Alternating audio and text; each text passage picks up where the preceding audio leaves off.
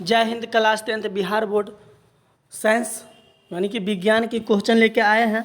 तो आप सभी हमारे सेशन से जुड़िए और विज्ञान की जो है ऑब्जेक्टिव देखिए। आपका एग्जाम बहुत नज़दीक आ गया था बउआ लोग, आप लोग सेशन से जुड़िए और ऑब्जेक्टिव अभी से याद करिए ताकि आपका जो 50 गो ऑब्जेक्टिव आता है मैं साइंस का तो वो कंप्लीट हो सके और अच्छी से अच्छी आपका रिजल्ट हो सके। कम से कम फर्स्ट डिवीज़न हो जाएगा, है कि नहीं। अपर लेवल तो कोई अंत नहीं है, आप और अच्छा मेहनत करेगा तो हम भगवती से दुआ मांगते हैं कि आप लोग जो भी इस सेशन को देखते हैं उनका रिजल्ट कम से कम 450 जरूर जाए, 400 से ऊपर जाए, टॉप हो जाए। तो चलिए अच्छा से आप लोग मन लगा के देखिएगा। सेशन को दिया है विद्युत चैप्टर में से, इलेक्ट्रिसिटी में से लिया गया है। कहता है कि पहला क्वेश्चन, प्रतिरोधकता का ऐसा मात्रक क्या होता है। तो प्रतिरोधकता का ऐसा मात्रक ओम मीटर होता है, लेकिन प्रतिरोध का ओम होता है। तो ध्यान रखेंगे आप लोग, प्रतिरोधकता का ऐसा मात्रक ओम मीटर होता है। यहाँ पर यह क्वेश्चन देखिए 12, 15, 16, 20, 22 इतना बार पूछा है, तो ध्यान रखेंगे आप लोग इस बात को। देखिए अब 2 नंबर क्वेश्चन में क्या कह रहा है कि विद्युत आवेश के प्रवाह दर को कहते हैं, विद्युत आवेश के प्रवाह दर को कहते हैं विद्युत धारा। क्या कहते हैं? विद्युत धारा कहते हैं। 3 नंबर क्वेश्चन कहता है प्रतिरोध का मान बढ़ाने के लिए प्रतिरोधकों को जोड़ना चाहिए। प्रतिरोध का मान बढ़ाने के लिए प्रतिरोधकों को जोड़ना चाहिए पार्श्व क्रम में। किस क्रम में? पार्श्व क्रम में। मतलब कि 1/r बराबर 1/r1 प्लस 1/r2, इसको कहता है पार्श्व क्रम में। इस प्रकार जोड़ने से क्या होता है तो प्रतिरोधकों का मान बढ़ता है। चलिए आगे देंगे। एक होता है समांतर क्रम में सीधे R1 R2 है ना। तो चलिए यहाँ पर देखेंगे 1 ओम, 2 ओम और 3 ओम के 3 प्रतिरोध श्रेणी क्रम में जोड़ने पर, श्रेणी क्रम मतलब हुआ RS माने श्रेणी क्रम, सीरीज है ना। तो R1 plus R2 plus R3। देखिए R1 R2, R माने रेजिस्टेंस होता है, उसका हिंदी प्रतिरोध होता है। तो यहाँ पर पहला R1 कितना दिया है? 1 ओम, दूसरा दिया है 2, तो 2 प्लस 3 बराबर टोटल हो गया 3 2 5 1 6 ओम हो गया है ना। तो कितना ओम हो जाएगा? 6 ओम हो जाएगा। इस प्रकार से निकाल लीजिएगा। यही समांतर का जो है फॉर्मूला है, RS बराबर। चलिए आगे बढ़ते हैं। ओम के नियम किसका मान अचर है? ओम के नियम में किसका मान अचर है? तो जब चालक तापक्रम नियत रहता है ना, चालक का तापक्रम नियत रहता है, विद्युत धारा का मान नियत रहता है, चालक का यहाँ पर प्रतिरोध का मान नियत रहता है। किसका मान नियत रहता है? तापक्रम का मान नियत रहता है। ऑप्शन नंबर ए हो जाएगा यहाँ पर करेक्ट आंसर। चलिए आगे बढ़ते हैं। ये क्वेश्चन 11 में और 20 में पूछा है, बहुत दिन पर पूछता है तो 24 में आ भी सकता है, ध्यान रखिएगा। बैटरी से प्राप्त विद्युत धारा किस प्रकार की होती है? तो डीसी होती है। क्या होती है? DC, direct current. अब बिजली वाला एसी होता है, अल्टरनेटिव करंट, लेकिन अभी हमको पूछ रहा है बैटरी को बोला, तो डीसी हो जाएगा, डायरेक्ट करंट हो जाएगा। चलिए 7 नंबर क्वेश्चन पर ध्यान देंगे हम लोग। 7 नंबर, सरल सेल में धन ध्रुव का कार्य कौन करता है? सरल सेल में धन ध्रुव का कार्य कौन करता है? कार्बन करता है। कौन करता है? कार्बन करता है। चलिए सी से कार्बन होता है, कार्बन का परमाणु संख्या 6, कार्बन एक अधातु है। 8 नंबर क्वेश्चन है, विद्युत हीटर विद्युत धारा के किस प्रभाव पर काम करते हैं? उष्मीय प्रभाव पर। किस पर? उष्मीय प्रभाव पर, क्योंकि हीटर में से कथी आता है? हीटर में से जो आता है, क्या आता है हीटर में से? तो उष्मा आता है, तो उष्मीय प्रभाव पर काम करता है। ऑप्शन नंबर ए हो जाएगा। 11 और 15 में क्वेश्चन पूछा गया है।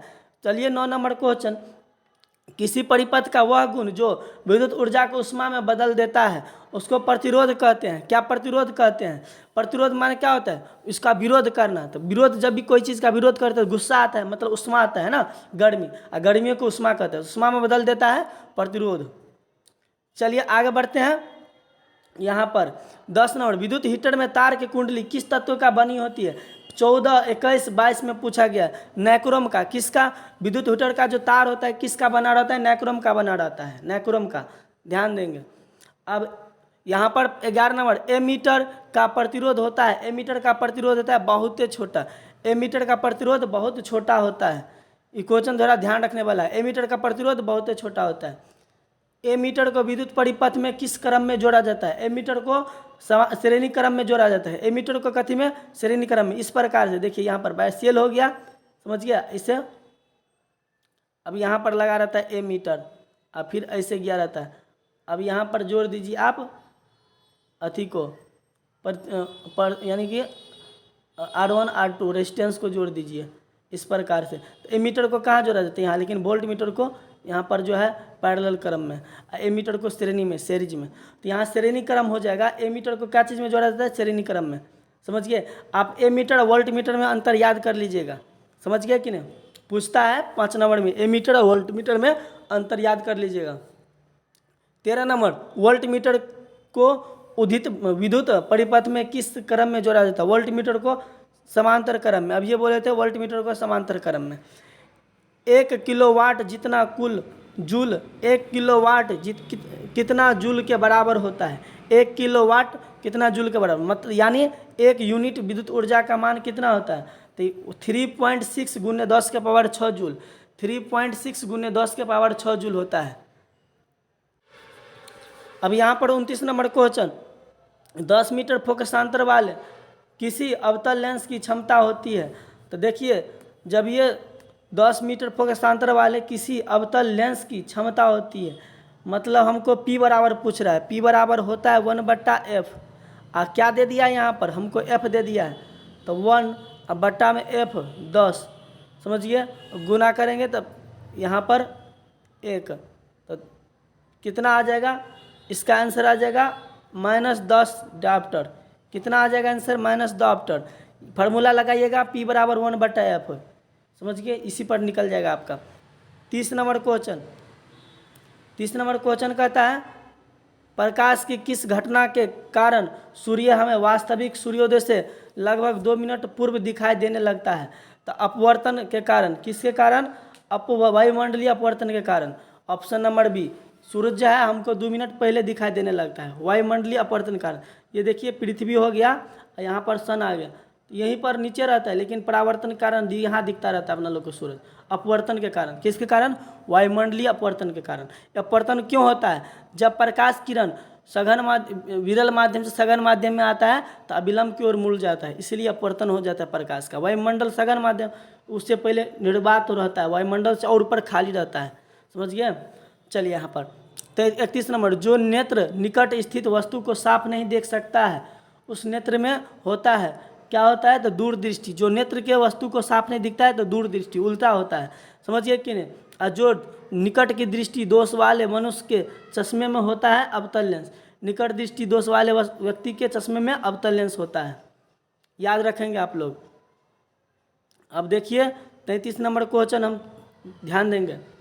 तो अभिनेत्र के लेंस की फोकस दूरी में परिवर्तन किया जाता है। अभिनेत्र के लेंस की फोकस दूरी में परिवर्तन किया जाता है पक्षमाप के द्वारा या आइरिस के द्वारा। ध्यान रखें, पक्षमाप के द्वारा या आइरिस के द्वारा। अब यहाँ पर 34 नंबर क्वेश्चन, निम्नलिखित में से कौन नेत्र का रंगीन भाग होता है? रंगीन भाग रेटिना होता है। कौन होता है? रेटिना, रंगीन भाग। जो यहाँ पर प्रतिबिंब पूछेगा, प्रतिबिंब कहाँ बनता है? तो रेटिना पर, याद रखिएगा।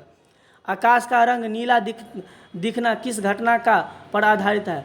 प्रकाश का प्रकीर्णन। किस घटना पर? प्रकाश का प्रकीर्णन। देखिए 15 और 23 में पूछा गया क्वेश्चन है। 36 नंबर, ये देखिए कितना बार 14, 19, 22 में पूछा है। चंद्रमा पर खड़े अंतरिक्ष यात्री को आकाश कैसा दिखता है? तो काला दिखता है। कैसा दिखता है? काला, क्योंकि चंद्रमा पर वायुमंडल नहीं है, इसलिए काला दिखता है। 37 नंबर, तारे के टिमटिमाने का कारण है तो तारा क्यों टिमटिमाता है? तो वायुमंडलीय अपवर्तन। तारा क्यों टिमटिमाता है? वायुमंडलीय अपवर्तन के कारण। पूछेगा सब्जेक्टिव में भी 2 नंबर में पूछ देता, माने तारा क्यों टिमटिमाते हैं? तो बोलेंगे जब प्रकाश की तारा हम लोग से बहुत दूर है ना, और जब प्रकाश किरण विरल माध्यम से सघन माध्यम में आती है तो अविलंब के ओर मुड़ जाते हैं। अतः तारे से आती हुई प्रकाश किरण प्रेक्षक तक आते आते क्या होता है? थोड़ा मुड़ जाता है। अतः तारे हमें चमचम या क्या होता है कि टिमटिमाते हुए दिखाई पड़ता है। इस प्रकार से बोल देना है, लिख देना है, आ जाएगा आंसर। देखिए तारों का टिमटिमाना प्रकाश की किस घटना पर को दर्शाता है? तो प्रकाश का प्रकाश का प्रकीर्णन, प्रकाश का अपवर्तन। यहाँ प्रकाश का अपवर्तन होगा, है ना, प्रकाश का अपवर्तन। अब ये तो बताए थे इसको। चलिए 39 नंबर में, सरल सूक्ष्मदर्शी में किसका उपयोग होता है? तो उत्तल लेंस का। माइक्रोस्कोप में माने उसी को कहता है उत्तल लेंस का उपयोग होता है। चलिए देख लेंगे अब 40 नंबर क्वेश्चन। किसी लेंस द्वारा उत्पन्न आवर्धन का ऐसा मात्रक होता है डायोप्टर।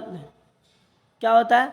किसी लेंस द्वारा उत्पन्न आवर्धन का मात्र विहीन होता है। आवर्धन माने वस्तु इतना था अब बड़ा हो गया है ना, आवर्धन, तो उसका कोई मात्रक नहीं होता। आवर्धन माने मात्रक विहीन होता है। D number option. चलिए देखते हैं 41 नंबर। नेत्र में प्रवेश करने वाली प्रकाश की किरणों का अधिकांश अपवर्तन कहाँ होता है? तो यहाँ पर दृष्टिपटल पर होता है। किस पर होता है? तो दृष्टिपटल पर होता है। आगे ध्यान देंगे 42 नंबर क्वेश्चन। वायुमंडल में प्रकाश का कौन सा रंग अधिक प्रकीर्णन करता है? वायुमंडल में प्रकाश का कौन सा रंग अधिक प्रकीर्णन करता है? तो नीला, ऑप्शन नंबर बी नीला। चलिए आगे बढ़ेंगे 43 नंबर क्वेश्चन। निम्नलिखित में प्रकाश के रंगों में से किस रंग का अपवर्तनांक अधिकतम होता है? तो किसका रंग का अपवर्तनांक अधिक होता है यहाँ पर? तो बैगनी का जो अपवर्तनांक अधिक होता है, ऑप्शन नंबर डी। अब 44 नंबर। इंद्रधनुष का बनना किस परिघटना पर आधारित है? तो ये जो है प्रकाश के वर्ण विक्षेपण। इंद्रधनुष का बनना प्रकाश के वर्ण विक्षेपण। और सबसे अधिक तरंगदैर्घ्य किसका? लाल रंग का। सबसे कम बैगनी का। सबसे अधिक विचलित होगा बैगनी। निर्वात में प्रकाश की चाल होता है, बहुत बार पूछा गया है, 18 दिखा तक बहुत बार पूछता है, 3 × 10⁸ मीटर स्क्वायर। यदि किलोमीटर में रहेगा तो 3 × 10⁵ ध्यान रखिएगा इस बात को। यदि हमारा सेशन अच्छा लगे तो लाइक सब्सक्राइब जरूर कर दीजिएगा और हमारे चैनल पर बने रहने के लिए आप सबको बहुत बहुत धन्यवाद।